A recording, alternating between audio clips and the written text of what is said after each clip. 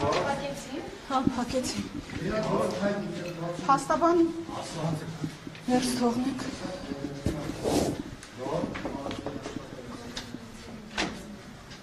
Փաստաբանը չի կարող մտնել։ Չեմ բացելու այդ։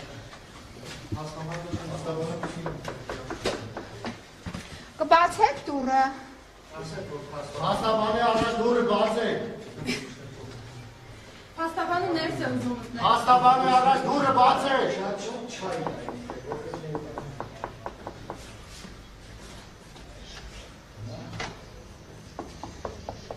Տիկին Խոստանջան, դիմակ դրեք, դիմակներով են միայն կարողանում ներս մտնել։ Փաստաբանը այստեղ է։ Մուտքը միայն դիմակներով։ Սևազգեստ հագուստով։ Այո։ Հա, հեսա դիմակներով եկան, իրաց համար Մեքենայով եկան։ Ներսեք ինչ եք հրում։ Բայց չեք հրում, չհասկացա։ Տեսակ իրենք ավելի ուշ եք։ Փաստաբանը թող մտնի, փաստաբանը։ Փաստաբանը։ Փաստաբանը թող մտնի։ Հրելը դրան է։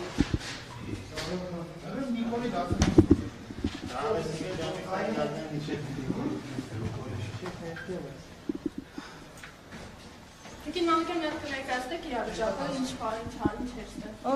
Դե փաստացի, մի րոպե ես հիմա իմ ուղիղ եթերը անջատեմ կներեք։ Փաստացի ականատես եղանք, որ դիմակավորված անձին ու քննիչները առանց Անդրանիկ Թևանյանին տեղյակ պահելու, առանց նրա փաստաբանին իրազեկելու, առանց որևէ թույլտվության ծանուցագրի մուտք են գործել մարդու անձնական բնակարան, թե ինչ ճանապարհով, ոնց ինչ իրավունքով կարծում եմ մեկնաբանելու կարիք չկա։ Ես նաև եւս մեկ անգամ հիշեցնեմ, ինչպես Անդրանիկ Թևանյանն էր ասել, այս Նիկոլ Փաշինյանի հոգեվարքային հրահանգից հետո, որ Վանաձորում հանրահավաքի բեմից սկսեց բղավելը եւ ասաց հրահանգ տվեց իրավապահներին օրով, ժամով, տեղով եւ ամեն ինչով, որ գործ կարեն Անդրանիկ Թևանյանի դեմ, դրանից մի քանի օր առաջ հարցակում էր իրականացվել, դուք ինքներդ տեսաք ներքևում գտնվող այդ վերելակի վրա, որ այսինքն շենքը ընդհանուր վերելակ չունի, այդ վերելակը ներքևում գտնվող ծառայում է Անդրանիկ Թևանյանի եւ մեկ հարկ վերև մյուս հարևանի համար։ Կարծում եմ, որ թիրախը շատ պարզ է, հա, որ ինչու են իրենք կոտրել այդ դուռը, ինչ են ուզեցել պարզել, թերևս այսօրվա համար, որ կարողանան գան առանց խոչընդոտ, որովհետև այնտեղ կոդ է պահանջվում վերելակը բացելու համար, մտնեն բարձրանան անօրինական կերպով եւ մտնեն բնակարան։ Տիկին Մանկյան, Անդրանիկ Թևանյանի կողմից այդ ենթադրյալ հանցանքը կատարելու ժամանակահատվածում դուք պատգամավորի կարգավիճակն էիք։ Բան ես անում, հա, հիմա իդեա ես տալիս Նիկոլ Փաշինյանին մի քրեական գործել իմ դեմ թղարուցեմ, պրոբլեմ չկա։ Հա, ես իմիջիալուց մի զավեշտալի դեպք էլ պատմեմ առավոտյան մեր հարգելի լրագրողներին։ Արդեն ես տեղյակ եմ։ Եկեք չվիճենք։ Առավոտյան ես արդեն լրատվամիջոցներից մի քանիսին տեղյակ պահեցի, որ երբ ժամը 7-ին իրենք մուտք գործեցին Մայր Հայաստան կուսակցության գրասենյակ, շատ կոպիտ ձևով, նաև ցավ պատճառելով, ուժի գործադրմամբ իմ ձեռքից ուզում էին խլել հեռախոսը, նաև մեր մյուս անդամները, ովքեր նկարահանում էին իրականացնում, որովհետև սարսափում էին, որ հանկարծ կարող է մենք ֆիքսենք այդ կադրերը, ինչպես են իրենք մտնում եւ ինչ կոպիտ ու բռի ձևով են իրենց դրսևորում։ Հետո արդեն երբ որ սկսեցին քննչական գործողությունները, մեզ դուրս հրավիրեցին, ես իմ անձնական իրերն էի հրավիրում ու պահի տակ աչքս ընկավ մի հնացած, դեղնած թուղթ, որը ես երբ մի քանի ամիս առաջ էր բերել էի մեր ընտանիքի տոհմածառներ։ Մեր պարոն Հարոյանին, Մայր Հայաստան խմբակցության Երևանի ավականու անդամ, մշակութային գործիչ, կարծում եմ ճանաչում եք, խորհրդակցում էի պարոն Հարոյանի հետ, բերել էի ցույց էի տալիս, իմ հայրն է կազմել այդ տոհմածառը, թե ինչպես են հին Բայազետից սերմանել, մեր սերունդները, հետո այնպես սլաքներով այնտեղ գրված է, հա, ում որդին է, ում դուստն է, այսպես սլաքներով այդ տոհմածառը կազմված է, պարոն Հարոյանին խորհրդակցում էի, թե ինչպես կարելի ավելի գեղեցիկ է տոհմածառը պատրաստել, որպես հուշ մնա։ Վերցնում էի այդ տոհմածառը, ասացին չէ, ոչ մի դեպքում, դա պիտի թողնեք, ասում եմ, մեր ընտանիքին պատկանող տոհմածառն է, ԱԱԾ-ն ինչ է անում, Մանուկյանների տոհմածառը, բայց չէ անպայման պիտի թողնեք։ Հիմա ես պատկերացնում եմ, թե ինչպես են ամբողջ ԱԱԾ-ով նստած մեր տոհմածառը ուսումնասիրում, այսինքն ուղն ու ծուծով արդեն իրենք իմանան, թե մենք որտեղից ենք սերում, հետո էլ կարող է ասեն, հաշվի առնելով իրենց նախկին զավեշտալի փորձերը գործ կարելու այդ իրենց պրակտիկան ասեն բաներ, ահաբեկչության պլաններ, այն անուններն էլ իմ ապուտատերի, որ նշված էր այդ տոհմածառում, երևի բաներն էին, ապագա նախարարներն էին, վարչապետներ եւ այլն, ու մի քրեական գործել իմ նախնիների վրա հարուցեն, ասեն աչք են ունեցել օրինակ Նիկոլ Փաշինյանի աթոռին կամ վարչապետի պաշտոն են ուզեցել, մի խոսքով ահաբեկչության պլան էր գծված։ Ես հիմա սպասում եմ, թե երբ պիտի հարուցվի այդ քրեական գործը մեր տոհմածառի հետ կապված։ Մանուկյան, կներեք, որ խնդրեմ մի փոքր մանրամասներ կներկայացնեք, ձեր գրասենյակից էին ուղեկցում այստեղ եւ ինչ նպատակով են տուն եկել։ Նախ մի փոքր նախաբանով ներկայացնեմ, թե ինչ տեղի ունեցավ առավոտյան։ Մենք եթե անկեղծ արդեն մի քանի օր սպասում ենք մեր այս հարգարժան դիմակավորվածներին, այդ Նիկոլ Փաշինյանի բղավոցներից հետո հրահանգիչեցնելու ապօրինի այդ հայտարարություններից հետո, բայց չէին գալիս։ Ու ինչպես Անդրանիկ Թևանյանն էր ասում, «Զադյարշկան ինչու՞մն է, եկեք, ինչի՞ չեք գալիս, ես այստեղ եմ այդպիսի պատկերացնում եք, ինչ սարսափելի մեղադրանք են իրենք փաստորեն առաջադրել, բայց այդ մարդը փողոցներում քայլում է, երթեր է իրականացնում, քաղաքացիների հետ է շփվում, խոսքով մառազմ է իրենց տեսանկյունից, եթե դիտարկենք։ Հիմա այսօր որոշեցին, որ ամեն դեպքում սա էլ շեշտեմ, առավոտյան ժամը 7-ին իրենք պետք է գային մեր գրասենյակ, ես իհարկե հասկանում եմ, որ փաստորեն ԱԱԾ մեր հարգարժան աշխատակիցները այդ 7 թիվը շատ է սիրում, ամսի 7-ին համար 7-ին էլ կգնան կքվեարկեն, որովհետև վստահ եմ, որ իրենք նույնպես զզվել են այդ խառը հոգեվիճակ ունեցող անձնավորության ապօրինի հրահանգները կատարելուց։ Մտան ներխուժեցին Մայր Հայաստան գրասենյակ, ապօրինի կերպով իմ հեռախոսն էին ուզում խլել, բռնի ուժ էին գործադրում, մի քանի անգամ փորձ կատարվեց խլել հեռախոսս, որպեսզի ես չֆիքսեմ այդ կադրերը։ Հետո արդեն երբ որ քննչական գործողությունները սկսեցին, մեզ բոլորից դուրս հրավիրեցին բացի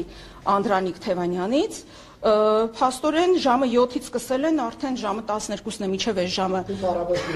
Գրասենյակում Մենք գրասենյակում ենք, մենք իրենց ենք սպասում, ասում եմ մի քանի օր է մենք այդտեղ իրենց սպասում ենք, որպեսզի մեր շուքով դիմավոր էինք, եթե անկեղծ է։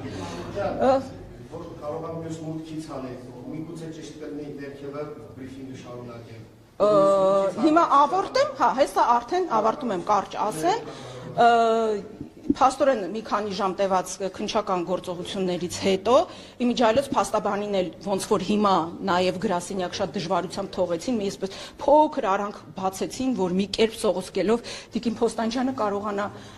անցնի։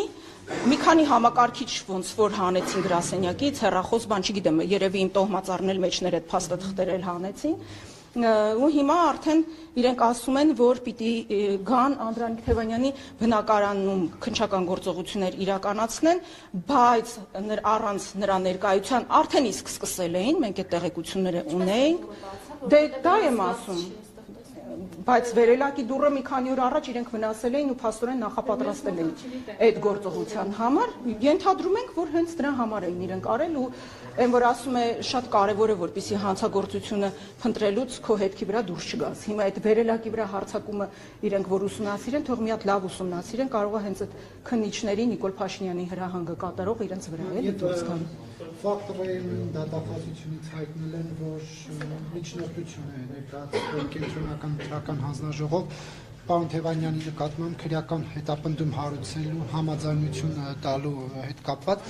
ինչ է կարծում կկալանավորեն պարոն Թևանյանին։ Նարեկ ջան, մենք խոսում ենք Նիկոլ Փաշինյանի մասին, ըստ քեզ կկալանավորեն, թե չէ, այդ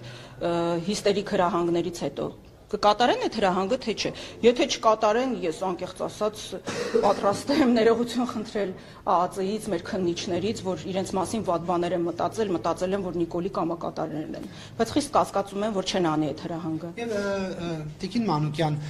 քննչական կոմիտեի հաղորդագրության հետ կապված, պարոն Թևանյանը ճանաչում է այդ Ռոսիա Կովկաս, եթե չեմ սխալվում այդ կենտրոնի անուն, այդ կենտրոնի հետ կապ ունեցել է երբևէ, համագործակցել է տնօրենին, ճանաչում է թե ոչ։ ինձ հիմա այնպիսի բաներ եք հարցնում, որ ես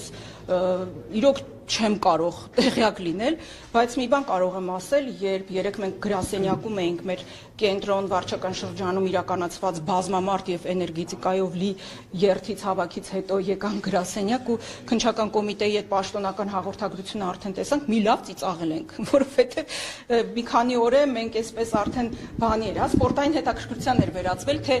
ինչ հոդվածով, ինչ կարված շուլալված հոդվածով իրենք պետք է այդ գործը հարուցեն, ինչ, բայց այս մի բանը մեր մտքով չէր անցել, էլի, այդ ֆանտազիան այդքան չէր բավականացրել, եթե անկեղծ։ Ես չգիտեմ, որտեղից են հորինել, որտեղից են վերցրել, ինչ ու մտքով է այդ մառազն անցել, այդ թիվն էլ այդ ինչ որ ես իմ հսկայական թվերի մասն է խոսքը, իմ մոտ այնպիսի տպավորություն է, որ այդ պատվերը կատարող քննիչ ուղակի ստեղնաշարի մոտ նստած, այդ թվերի վրա մատերով ինչ որ sense պատահական, հա, ինչ որ թվեր եք բանարել, հավաքել, եկել է այդ թիվն է կազմել։ Չգիտեմ, ինչ հիմք ունի, մառազմ, ուղակի մառազմ, այլ բառ չեմ կարող ասել։ Կասկածում Ռուսաստանի հետ համագործակցության մեջ, այլ ոչ թե օրինակ Մեծ Բրիտանիայի։ Այ շատ հետաքրքիր։ Շատ հետաքրքիր հարցեր եք տալիս։ Դե բնական է, որովհետև այս իշխանությունները, այս հակառուսական իրենց արշավը, որ սկսել են, այդ Եվրոպայի իսկ իրականում ԵՄ-ի, Թուրքիայի եւ Ադրբեջանի պատվերը կատարելու շրջանակներում իրենք դեռ շատ երկար ծրագրեր ունեն իրականացնելու։ Հունիսի 7-ից հետո Աստված մի արած թե եթե կարողանա վերարտադրվել, հաջորդ քայլը լինելու է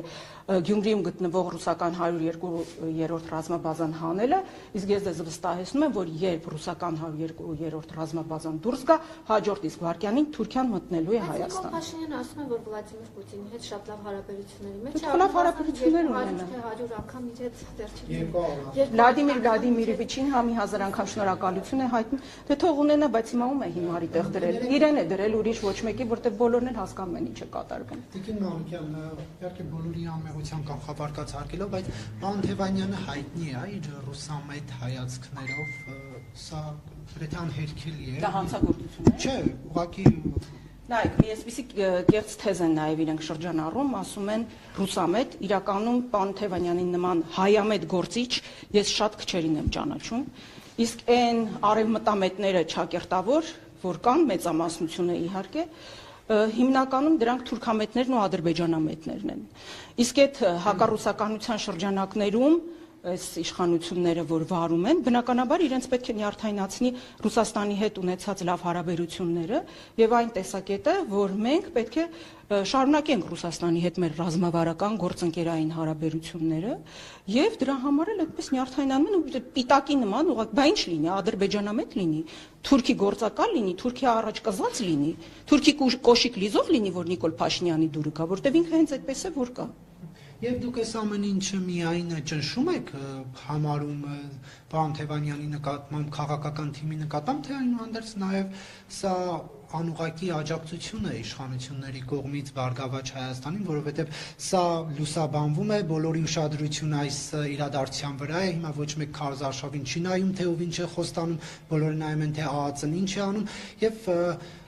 ուզի իշխանությունը, որ ապահովի Բարգավաճ Հայաստանի անցողիկ շեմերը խորհրդարան, որովհետև ինչու ոչ, պարոն Ծառուկյանն կարող է իշխանության համար ավելի հեշտ կառավարելի ընդդիմություն լինել, հաշվի առնելով ունեցվածքի հետ կապված խնդիրները։ Դա ձեր անձնական տեսակետն է, որի հետ ես բացարձակ համաձայն չեմ։ Բարգավաճ Հայաստան կուսակցությունը, որի ցուցակով խորհրդարանական ընտրություններին տեղյակ եք, մասնակցում է Մայր Հայաստան կուսակցությունը եւ Դեմոկրատական այլընտրանք կուսակցությունը, անցողիկ շեմը հաղթահարելու, բարձր տոկոսներ հավաքելու որևէ խնդիր չունի, առավել եւս Նիկոլ Փաշինյանի աջակցության կարիքը չունի, այսինքն դուք ուզում եք ասել, որ Նիկոլ Փաշինյանը ինքը իր ոտքի վրա կրակում է։ Ընդդիմությունը պետք է շատ ձայներ հավաքի, որ իրեն վռնդի իշխանությունից ու ինքը այնպես է անում, որ ընդդիմությունը շատ ձայներ հավաքի։ Սա պարզապես նրա հոգեխանգարմունքի եւս մեկ դրսևորում է, քանի որ ինքը սարսափած է, ինքը վախեցած է, ինքը վախենում է կորցնել իր իշխանությունը, ինքը ամենօրյա ռեժիմով ստանում է հարցումների տվյալները, տեսնում է, գիտի, տեղյակ է, որ հունիսի 7-ի ընտրություններով պարտվում է հավաքական ընդդիմությանը, դրա համար էլ այսպիսի ցայտնոտային, այսպիսի անկանոն շարժումների մեջ է ընկել, ցնցումների մեջ է ընկել եւ ուղղակի չի կարողանում իրեն տիրապետել։ Հիմա այդ օրն էլ այդ մարդը արթնացել է, դեղերի չի խմել, այդպիսի հայտարարություն է արել, կրակն է գցել իրեն, կրակն է գցել իրավապահ համակարգին։ Հիմա սրանք էլ նստած մտածել են, թե ինչ գործ կարեն շուլալեն, ինչ սպիտակ թելերով այդ գործը կարեն, մի քանի օրը չեն կարողանում փաստորեն, հետո մի աբսուրդ ապուշ մի հոդվածով այսպիսի մի բան արեցին, հա, գործ։ Այնուամենայնիվ այդ ժամանակահատվածում դուք եղել եք ազգային ժողովի պատգամավոր, կարող եք հիշել, թե ինչ փակ նիստի մասին։ Լիանին հետևից անկել, չէ, հարգելի գործընկերներ։ Ասեմ, ձեզ տեղյակ պահեմ, որ այդ ժամանակահատվածը, երբ որ նշվել էր փակ նիստը, որ տեղի ունեցել 2024 թվականին, Անդրանիկ Թևանյանն ինքը հայտարարեց, որ պատգամավոր արդեն չի եղել, որովհետև 2023 թվականին Երևանի ավականու ընտրություններին մասնակցելու համար մանդատը վայր էր դրել։ Հետևաբար ինքը փակ նիստի չի մասնակցել, իրավունք էլ չի ունեցել որևէ փակ նիստի մասնակցելու, որտեղ գաղտնիության հասանելիություն չի եղել։ Ես տեղյակ չեմ, չգիտեմ էլ ես մասնակցել եմ այդ նիստին, թե չէ։ Իջնեք ներքև ինչ որ գործողություններ են էլի արդեն իրականացնում։ 2024 թվականի ապրիլին դուք նիստի մասնակցել եք, որտեղ Չգիտեմ, ասեցին Արեգ ջան, չեմ հիշում, չեմ ֆիքսել, անկեղծ չեմ ֆիքսել, չգիտեմ, ինչ նիստի մասն է խոսքը, իջնենք ժողովուրդ։ Միայն որներ դες առաջինը գալու։ Չէ, վերելակն է։ տան մեջով ասում։ Վերելակը բարձրանում է։ Եվ հարևան, եւ այս հարևանը, վերևի բարձրանում հարևանը։